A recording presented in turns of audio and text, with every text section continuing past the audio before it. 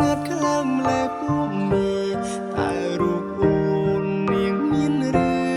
ងអ្វីទៅកាលការពិតអូនលួចមាននាងថ្មីទើបបានស្រីមិនព្រមរីងផ្លាយអូនចោទបងជាមនុស្សមិនល្អមិនសាងសមនឹងរូបស្នួនជាលៀងអូនដែលចង់បែកពីបង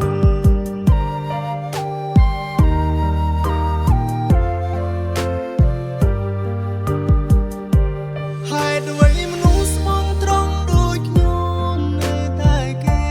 មើលមិនឃើញគេទុំយើងត្រឹមតែជាមនុស្សកុំដោ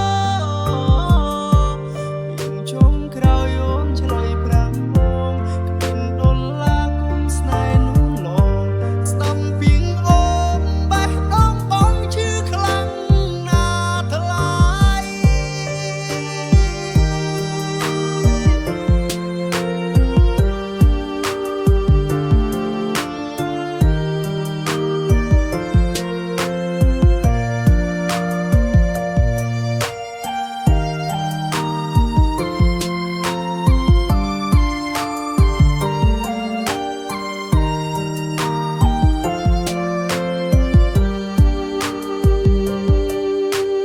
តាមការពិតអូនលួ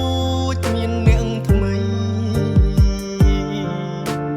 ទើបបានស្រីមិនព្រមរីផ្លាយបងអូនចោទបងជាមនុស្សមិនល្អមិនសាងសមនឹងរូបស្នួនជាលែងអូនដែលចង់បែកពីបង